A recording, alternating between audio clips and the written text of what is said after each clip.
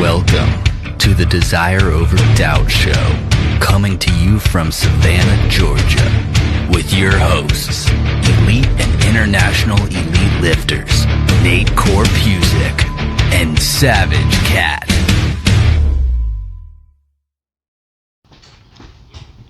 All right. Hello, everybody. I am Nate Korpusic for the Desire Over Doubt Show podcast, and with me as always, Savage Cat. And today we're going to be talking about stick-to-itiveness is the word that comes to mind. Picking something, having the nuts to own up to it, doing it, and staying with it, and not quitting on yourself.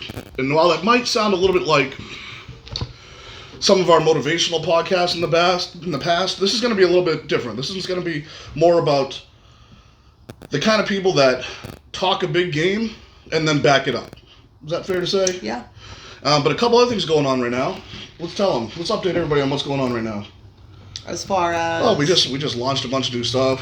We did. We just launched 5 new products with Viking Strength Nutrition. So that was 2 flavors of whey protein. We've got chocolate milkshake and vanilla milkshake. We also offer fish oil now, which is super rich in your omega-3s. We have natural caffeine and... Creatine, yep. Yes. Creatine. And as always, our egg white. Egg white protein Stormbreaker was our original product, and of course we still offer that in both 1 and 2 pound bags.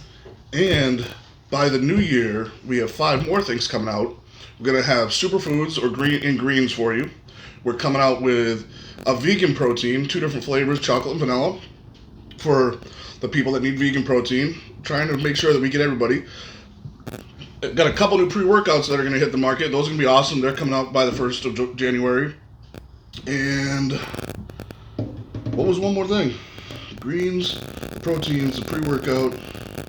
It's a surprise. Well, you're going to see. It's going to be a surprise. You're going to love it. Whatever it is, I forget what it is, but you're going to love it. Right? I believe it's carbs. No, it's not carbs. Nope. But we'd also like to thank Dunkin' Donuts for providing us the fuel to get through this wonderful, wonderful day. But definitely needed a little caffeine. It's 2:30 here, so needed a little boost. And I'd also like to really thank Boston Scully Company. That is the hat that I'm wearing, and it was a Christmas gift from Savage Cat, and I love it, and I'm going to wear it all the time. But Boston Scully Company, a little business from back where I'm from, so just want to give them a shout out. Now let's get into it. Go! Your turn. Talk. All right, guys, just me today. I would like to... Okay. It's one of those things where, like, you have so much to say, and then when you're finally on the spot to say it, it's hard to squeeze out the words. Mm-hmm. So if you want, I can plant the seed, I guess. Go right ahead. All right, so I'm actually going to be a little bit harsh in this topic because it's something that really aggravates me to no end. Now, we all know that there are differences between the people that are, your ultra professionals, and then at the other end of the spectrum you have your kind of wannabe lifters your or hobbyist. Your hobbyist. And then there's many levels in between. And we understand that. But I think the issue that we're going to talk about today are the people that want to try and come and go, or the even worse version of that person is the person who, when it finally comes time to pay again, says, "Oh no, I quit." Not realizing that as a coach, we rely on them paying us to live our life. It's our livelihood, and a lot of people who listen to this podcast are fellow coaches or fellow powerlifters. And we hope so. Yeah, we hope so. I mean, maybe not. Maybe you're whoever. I don't care if you find this podcast interesting. Please listen to it. But it's literally the same with any other service that you would pay for. Like, if you go to get a haircut, you know that you're going to have to pay that professional for their time, and you're not just paying for that time and that haircut, you're paying for all of the years that they've spent accumulating the experience and skill set to be able to give you the haircut that you want. It's the same exact thing with coaching and personal training. You're paying the coach not just for that time to make that program for that month. You're paying for the 20 plus years of experience that he and I have between the two of us. And where we've learned too, like we've spent that time learning from other amazing people. And so, continue to learn from amazing people every day. Absolutely. And for somebody to not understand that what they're getting is a culmination of multiple coaches' knowledge passed down to them, kind of tells you where their head's at. And if you're a hobbyist, fine. Be a hobbyist. I don't care. That's what you want to do. But don't come into something and commit to it when 2 months later you're going to make an excuse and back out, or if you're not even going to communicate with us at all. Because I think that's an even bigger problem when people just stop communicating. And I mean beyond, like, getting videos and stuff. I mean, they just, like, shut down. They ghost you. They ghost you. And we're seeing it more and more, though, nowadays, too. Like, they'll ghost you, and then 2 weeks later, they just appear again. Yep. I can't work with that. Like, no. that's very difficult. And I think our biggest thing that we're concerned about is getting to a competition. We're not going to put anybody up there that we feel isn't ready. And it's more than just that. It's also our name on the line. Yeah, it's the most frustrating thing is kind of what made us want to talk about this week was sticking with it is when you make the decision that this is something you want to do. Notice the wording there. When you, as the athlete, make the decision, you decide for yourself that this sport is something that you want to spend your money on, you want to spend your time doing, right? Yeah. And then you're not going to respect the time or energy of the coach. And by doing that, you're also not respecting the people who are on the team with you, regardless of if you're a remote coach or you're somebody who trains people one-on-one, whatever. You're basically saying, like, well, fuck this. I don't appreciate or value this opportunity. Right. You're absolutely right. And your analogy was perfect, I think, like going to a hairdresser and then not expecting to pay for that service. It's a little bit different in that, like, our service might be done over the course of a month, but you don't go and you don't pay, like Comcast. What are they going to do? They're going to shut off your service. Of course. And people actually have the balls to get mad at us when we shut off their service. And I can't fucking get over that. We've had that happen with several people where, you know, they want to haggle with you about payment or they just don't communicate at all. And you think like, okay, well, I haven't heard from this person in 4 weeks. They've done 2 workouts. They owe money again.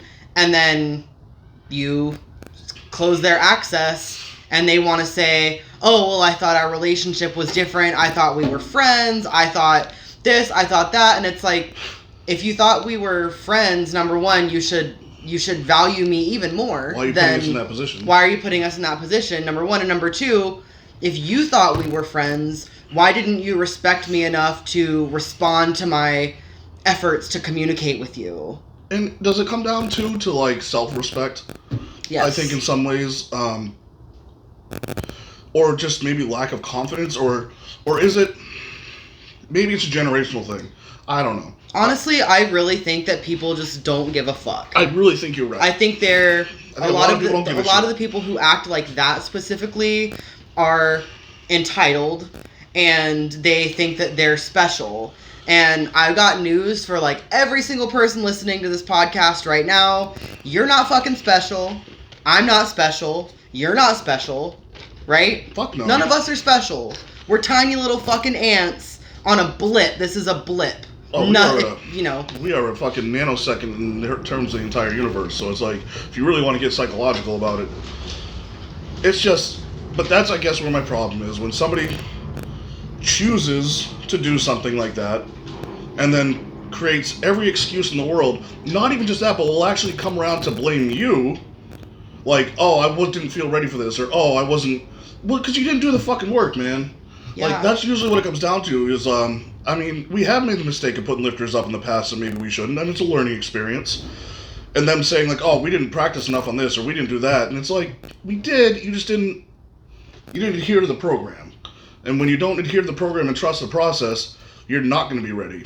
And so, I mean, that's something that we always need to be on the lookout for, because that's going to hurt them. Like, you tell them, yeah, we're not going to put you on the platform. That's going to piss somebody off, and they're probably going to leave you.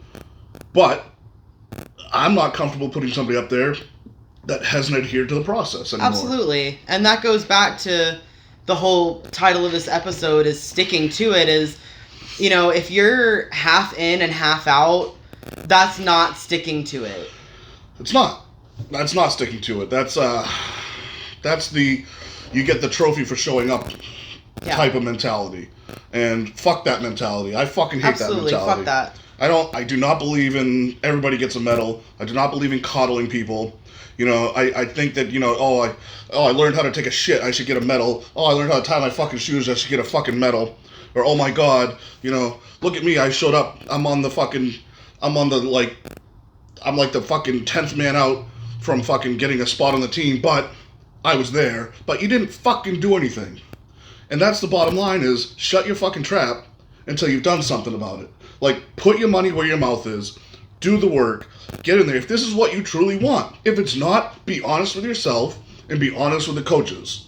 Because we're going to give you that 110%.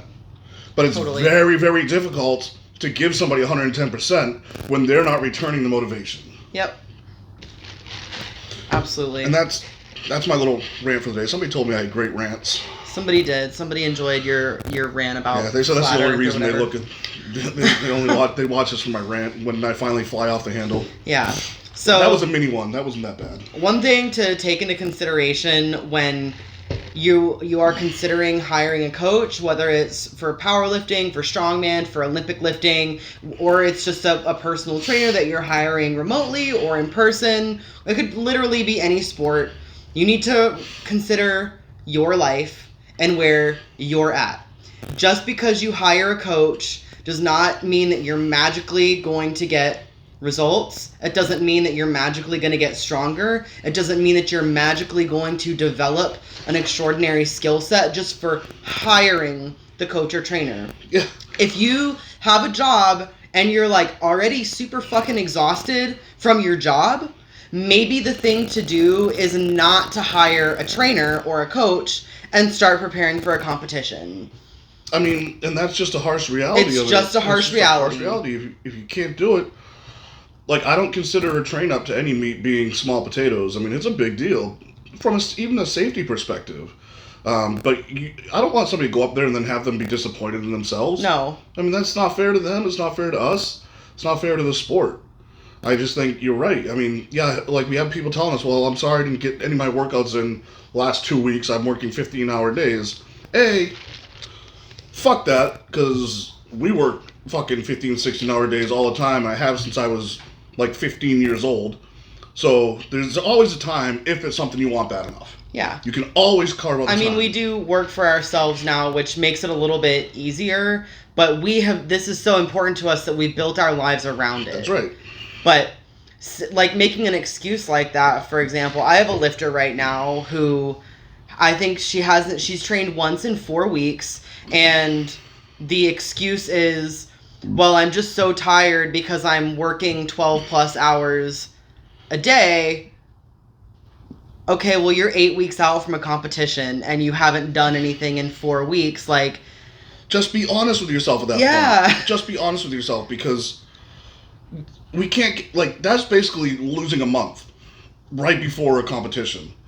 And the way that it's presented is like, this is what I want. I've always wanted to do this. I'm really excited. I'm going to give it 110%, but I'm not going to work out once. I'm going to work out one day in the month.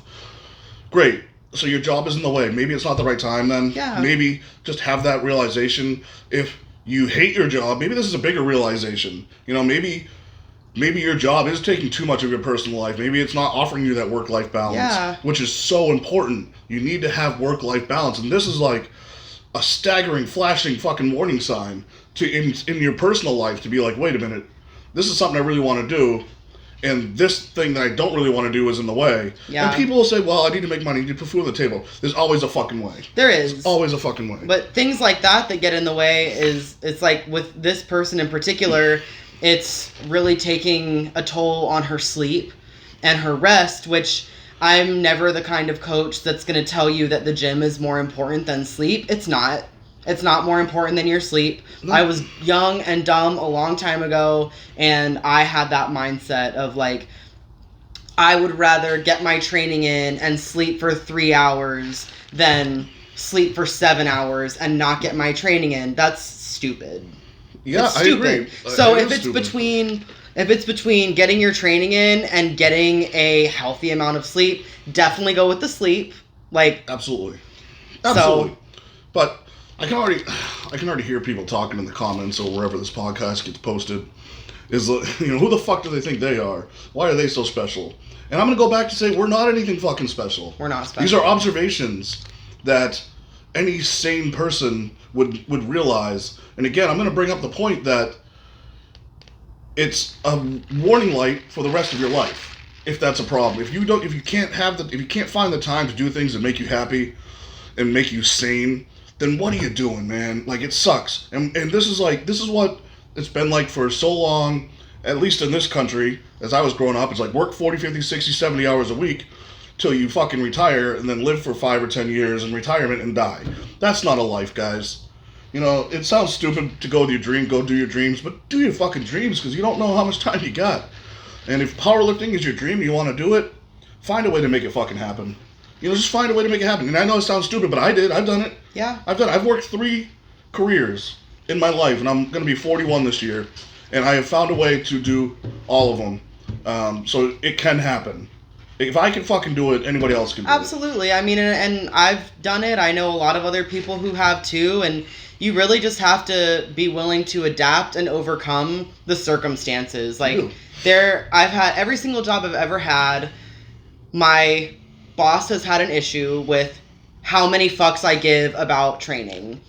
All the time. Yep. To the point of them saying things like, well, you clearly have more important things to do, and if preparing for this competition is more important to you than this job, then whatever. And it's like, okay, yeah, like, I want to work for somebody who's going to support me. Yeah. Or at least understand that it's important for me to be happy outside of work. Yep. And to be fulfilled outside of work. But even working for those people, like, I mean, there was a time when I was working 2 jobs. I didn't have a car. I was biking everywhere. Yep. I biked to the gym at 4:30 every morning and got in all my lifts and would work 2 jobs. And I fucking made it happen. That's why I'm saying there's always a way. We have a client right now who works about 60 hours a week. She's an executive. She strength trains 3 times a week and is a competitive triathlete. She also does swimming, running, and biking almost every single day. Yep. With 1 day off. Queen of the 2-a-days. And I swear to God, like, she's a shining example. She motivates me. She makes it happen, but you know what she does that makes her so successful is she lays out her time and says, okay, realistically, this is how many hours I have in a week. This is how many hours realistically I'm going to spend training a week. Is this realistic? Am I going to be able to get enough rest? Am I going to be able to give all that I need to give at work? Am I going to be able to give all that I need to give in my running, swimming, biking, and strength training? Sure. And but she's made that stuff a priority too. Yes. And it's not a back burner to work for No. her. She will push back to have that work-life balance. If work starts to encroach, she will push back on it. And I applaud her for doing that, because that's not easy. It's not. But you gotta do it, folks. You gotta do it, because otherwise you'll just let, whatever organization you're working for take your life away, basically, and they'll just suck it right out of you. And I don't want that for any of you. I really don't. So stick to it. Absolutely. Stick to it. So, another thing to discuss with sticking to it is this mindset that I've seen so many times, and I know we talk about this a lot, is the people who come and go, and people seem to only think that meet prep is the important part of training, so they don't want to stick to any type of plan, any progressive overload, any continuation of building strength. They're just like, oh, well, I'm going to go for now, but I'm going to come back to you when I want to prepare for a meet again. No. The off season is just as important, if not more important, than your peaking schedule. Absolutely. Always be ready, y'all. Always be ready to jump into a cycle. When the fuck do you think the strength gains happen? It happened in the off season. They don't happen in the 8 or 12 weeks leading up to a meet.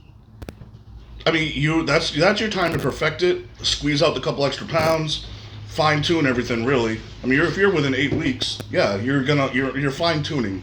So you should have been perfecting before then. Absolutely. And now you might do some different stuff in your off season, but I mean that stuff is going to include a lot of strength building, a lot of recovery, a lot of everything. And there's going to be a purpose. It's still structured and almost eagle-eyed on the next time you compete, even if that's a fucking year from now. Like, okay, well, I'm not competing for a year. I guess I'm just gonna fuck off for 8 months. Now, let's say you're going from a local meet to a regional meet. Very small jump. Local meet to regional meet. Now, if you use that mentality and the regional meet is like 6 months away and like, oh, I'm gonna fuck off until it's time to prep again, how do you expect to now compete at a higher level? You're literally not going to be any stronger. You're not. You're not going to get any stronger, and you're not going to be able to compete at a higher level. The whole idea is to get to that higher level and excel at that higher level. And you see it more like we've had people be like, oh, I want to go to nationals. And then where are they? They're gone for 2 or 3 months. Yep. And they're like, oh, it's within 16 weeks, guys. I should probably get at it. No, motherfucker, you should have been at it 2 months ago. Absolutely, 100%. It never stops. It never, ever stops. Nope. And that's a harsh reality, but I mean, that's whether you're a serious lifter. Yeah. And that's who we're focusing on here is a serious lifter. If you're fine, if you just want to bounce around and go to local meets and have a good time and have fun, because it is a lot, that's what a lot of it is. You should have fun, and it's a very fun community. If that's all you want, fine. But there are other avenues to take with that. If you want to disappear and come back, fine, but I'm not going to be your coach doing that. That's also not that, like, if you're going to be somebody like that, maybe you shouldn't have a coach. Yeah. Maybe you want to buy a pre-made, like, 12 or 16 week peaking program and just follow that yourself. Yeah, there are some awesome coaches that sell that stuff. Totally. I mean, like doesn't Riley do? Yeah, Riley does. Stacy does. Stacy Burr, Riley Presnell. Lots of people offer that stuff. Eric Lillybridge. Yeah. I know he's got. I've actually seen a lot of his programs at work. That's good stuff. And those are good programs. Those are great, especially if you don't want to have that coach over you all the time. I know it sounds like we're like pushing business off, but all those coaches also have clients too. Yeah, so. And the time to hire a coach is if you actually really want to have support and interaction and feedback and a personalized program that's adapted to you and that can adapt at the flip of a coin pretty much. So like, let's say this week something happens and maybe you aggravate an injury or something like that, or you're blowing past your previous numbers. A coach is going to be able to see that, communicate with you, and adapt versus having a pre-made program where you're like, well, I guess I'm going to keep doing like this program anyway. Now, there is the in-between, too. There's your CAN programming. I don't even like using that term because it's come a long way. There's a lot better programs out there now than there used to be. And you're like strict one-on-one coaching. Now you've got, Train Heroic, where, again, Riley Presnell, I think, does that. Yeah, Trevor and Riley do their team training with Train Heroic. And so that's a group thing. So I think, from what I understand, and correct me if I'm wrong, they are basically sticking to one program. Yes. But you have coaches' influence and input. I believe so. I'm not actually 100% sure how they do that. I know it's very, like, community based, so there is that aspect of like the community support. Well, Trevor and Riley, hit us up because we want to know more about that, because I am curious to learn about that. Honestly, I want to learn. I'd like to know more about that so we can pass on proper information. But I think it's more, at the very least, you're getting a community of people because you're not by yourself. Yeah. So you're getting the guideline of the program, and you're going to have a community of people to talk with and bounce things off of and at least get input. So I think that's your in between. So there's really sources for everything. There are. For every kind of lifter out there. If you want to be the super serious, I'm going to go all the way lifter, get that one-on-one coach, whether it's a virtual coaching or not. Step down from that, you do something like group training or online group training. And then below that, you buy a program and you start from there. And that's good for beginners or people that don't want to necessarily commit all the way. And all of you people are welcome in the sport. Everybody is. Everybody's welcome. Powerlifting and strength is for everybody. Yeah, but you don't have to be, like, if you know going into it, I'm not going to be able to commit full time, and this really isn't the number one priority in my life, which Like for us, powerlifting is pretty much the biggest priority in our life because our businesses and everything are built around it, for the most part. So I mean, those people for people that don't have that, great. You don't necessarily need that one-on-one. If you want it, great. But be ready to commit. 100%. Be ready to commit and stick to it.